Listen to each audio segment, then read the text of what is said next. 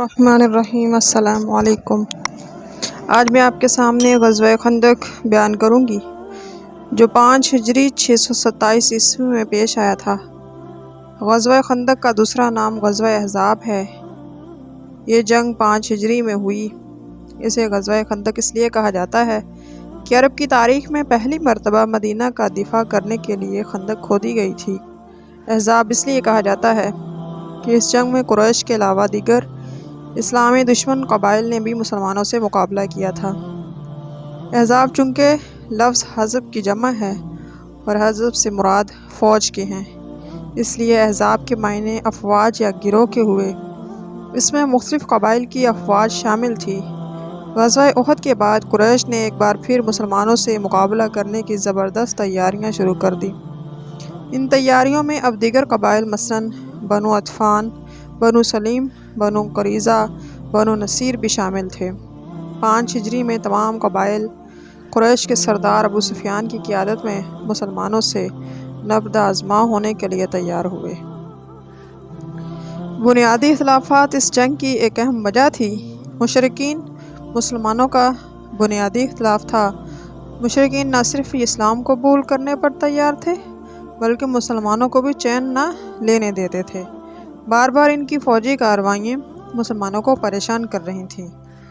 کفار اسلام کو صفحہ ہستی سے مٹا دینے پر تلے ہوئے تھے ابو سفیان، مگر انہیں اپنے عزائم کو پایہ تکمیل تک پہنچانے میں ہر بار ناکامی ہو رہی تھی۔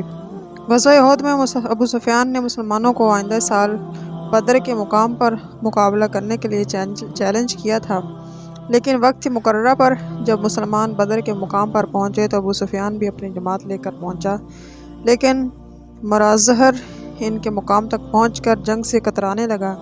خشک سالی کا بہانہ کر کے اپنی جماعت سمیت واپس مکہ چلا گیا۔ اس سے اس کے وقار کو بری طرح ٹھیس پہنچی تھی کہ وہ میدان جنگ کو جاتے ہوئے راستے سے لوٹ آیا تھا۔ اب اپنی ندامت کو مٹانے کا یہی ذریعہ تھا کہ مسلمانوں سے ایک بار پھر طاقت آزمائی کی جائے۔ غزوہ احد میں مسلمانوں کو قریش کی نسبت نقصان زیادہ ہوا تھا، لیکن یہ جنگ فیصلہ کن نہ تھی، اس لیے انہیں اپنی خواہش پوری کرنے کے لیے فیصلہ کن مقابلے کی ضرورت تھی جو غزوہ خندق کی صورت میں ظاہر ہوئی۔ مخالفین اسلام میں قریش کے بعد یہودیوں کا بڑا حصہ ہے۔ اس سے پہلے وہ غزوات میں ان کے 2 قبائل بنو قینقاع اور بنو نصیر کو حضرت محمد صلی اللہ علیہ وسلم نے جلا وطن کر دیا تھا، کیونکہ ان قبائل نے میثاق مدینہ کی خلاف ورزی کی تھی۔ ان کے جلا وطن کے ہونے پر ان کی دشمنی یقینی تھی۔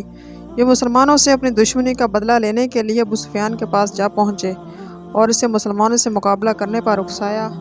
قریش تو ایسے موقع کی تلاش میں تھے۔ اس کی مدد کے وعدے پر قریش نے ایک بڑی جنگ کی تیاری شروع کر دی۔ اس میں کچھ واقعات ہوئے۔ تمام قبائل نے مل کر ابو سفیان کی قیادت کو تسلیم کیا اور اس دشمن اسلام نے تقریباً 10,000 کفار پر مشتمل لشکر کے ہمراہ مکہ سے نکل کر مدینہ کا رخ کیا۔ آپ صلی اللہ علیہ وسلم کو دشمن کی روانگی کی اطلاع ملی تو آپ صلی اللہ علیہ وسلم نے تمام صحابہ کو جمع کر کے مشورہ کیا۔ اس سے پہلے غزوہ احد کے موقع پر مدینہ سے باہر نکل کر مقابلہ کیا گیا تھا، لیکن اس کے نتائج مسلمانوں کے لیے اچھے ظاہر نہ ہوئے تھے۔ اس لیے اس مرتبہ یہ طے ہوا کہ مدینہ کے اندر رہ کر ہی دشمنوں سے مقابلہ کیا جائے اور مدینہ کے غیر محفوظ مقامات کے گرد خندق کھودی جائے۔ یہ تجویز حضرت سلمان فارسی رضی اللہ تعالیٰ عنہ جو ایرانی تھے انہوں نے پیش کی تھی، جسے سب نے پسند کیا۔ عرب کی تاریخ میں ایک نیا طریقہ تھا، یقیناً دشمنوں کو اس کی واقفیت نہ تھی۔ اس رائے کو سب نے پسند کیا۔ خندق کھودنے کا کام شروع ہوا۔ مدینہ کے 3 اطراف مکانات نخلستان تھے جو مدینہ کی پناہ گاہ تھے، اس لیے چوتھی سمت جس کا رخ کھلا ہوا تھا۔ آپ صلی اللہ علیہ وسلم نے 3,000 صحابہ کے ساتھ مل کر خندق کھودنے کی ابتدا اپنے دست مبارک سے کر کے تمام صحابہ میں کام کو تقسیم کر دیا۔ 10 آدمیوں پر 10 گز زمین تقسیم کی۔ خندق کی گہرائی 5 گز رکھی گئی۔ 20 دن میں 3,000 متبرک ہاتھوں سے ان کا انجام ہوا۔ صلح کی پہاڑی کو پشت پر رکھ کر صف آرائی کی گئی۔ عورتیں اور بچے شہر کے محفوظ قلعوں میں بھیج دیے گئے۔ دشمن اپنے بھاری لشکر سمیت بڑے جوش و خروش سے آدم کے مدینہ کی حدود میں داخل ہونے سے پہلے یہ دیکھ کر ان کا مد مقابل کوئی نہیں ہے، وہ اپنی فتح کا یقین کر بیٹھے۔ لیکن آگے جا کر غیر متوقع طور پر خندق دیکھ کر ان کے حسان خطا ہو گئے۔ ان کی سمجھ میں نہیں آ رہا تھا کہ جنگ کے لیے کون سا طریقہ اختیار کیا جائے۔ آخر کار مدینہ کا محاصرہ کیا گیا۔ اسی طرح دشمن کی فوج مدینہ کے گرد کھلی فضا میں خیمہ زن ہوئی۔ مدینہ کا محاصرہ شدت اختیار کر گیا۔ مسلمان باہر سے رس نہ آنے کی صورت میں فاقے کر رہے تھے، لیکن نبی صلی اللہ علیہ وسلم کو بھی اس حالت میں دیکھ کر صبر و شکر سے کام لے رہے تھے۔ مسلمان عورتیں اس قلعے میں تھیں جو بنو قریظہ کی آبادی کے قریب تھا۔ اس موقع پر بنو قریظہ نے بھی اپنی دشمنی دکھائی اور قلعے پر حملے کا خیال کیا۔ ایک یہودی قلعہ کے پھاٹک تک پہنچ گیا اور قلعہ پر حملہ کرنے کی تجویز سوچنے لگا، لیکن حضرت صفیہ رضی اللہ تعالیٰ عنہ آپ صلی اللہ علیہ وسلم کی پھپھی نے خیمے کی ایک تناب اٹھا کر یہودی کے سر پر ماری اور اس کا سر کٹ کر یہودیوں کی آبادی کی طرف پھینک دیا۔ حضرت صفیہ کی اس مردانہ وار ہمت سے یہودیوں نے یہ خیال کیا کہ مسلمانوں کی کچھ فوج اس قلعے میں مقیم ہے۔ اس خیال سے یہودیوں کو دوبارہ قلعے کی طرف نظر اٹھانے کی ہمت نہ ہوئی۔ محاصرہ جاری رہا۔ مسلمانوں کو مشکلات کا سامنا کرتے ہوئے ایک ماہ ہو چکا تھا۔ کفار کا خیال تھا کہ مسلمان فاقوں سے تنگ آ کر ہتھیار ڈال دیں گے۔ چند دنوں تک کفار تیر پتھر برساتے رہے، خندق کو پار کرنے کی تجویزیں سوچتے رہے، لیکن ناکام رہے۔ بڑی جدوجہد کے بعد عرب کے چند بہادر عمر بن عید نوفل خندق کو اس مقام سے جہاں سے کم چوڑی تھی پار کر گئے، لیکن حضرت علی کی تلوار نے ان کا کام تمام کر دیا۔ دشمن کا یہ طریقہ بھی ناکام ہو چکا تھا۔ اب ہر دن ان کے لیے پریشانی بڑھا رہا تھا۔ ایسی حالت میں نائم اصفہانی نے جو در پردہ مسلمان ہو چکے تھے، دشمن میں پھوٹ ڈلوا دی۔ انہوں نے یہودیوں سے جا کر کہا کہ قریش محاصرہ اٹھانا چاہتے ہیں، لیکن جب تک وہ تمہیں اپنے چند آدمی یا رغمال کے طور پر نہ دیں، ان کا ساتھ نہ دینا۔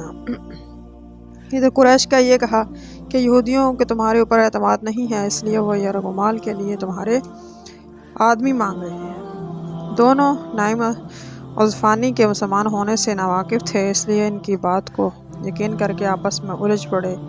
اس وقت دشمن کو آندھی طوفان نے آ گھیرا۔ آندھی اتنی زور سے چلی کہ ان کے تمام خیمے اکھڑ گئے، کھانے پینے کا سامان الٹ گیا، جس سے دشمن کو انتہائی دشواری کا سامنا کرنا پڑا۔ ادھر فوج بھی پھوٹ پڑ چکی تھی، اس لیے محاصرہ برقرار کرنا ممکن نہ تھا۔ اس کے پاس نہ کھانے کا اتنا سامان تھا، نہ رہنے کے لیے محفوظ مقام تھا۔ اتحاد بھی ختم ہو چکا تھا، اس لیے ابو سفیان نے واپسی کا اعلان کیا۔ اسی طرح ایک مہینے کے بعد ناکام محاصرے کے لے کر دشمن اپنی ندامت اور شکست کا زبردست احساس لیے ہوئے لوٹ گئے۔ ان کا بنیادی مقصد اب بھی پورا نہ ہوا۔ صدق اللہ العظیم۔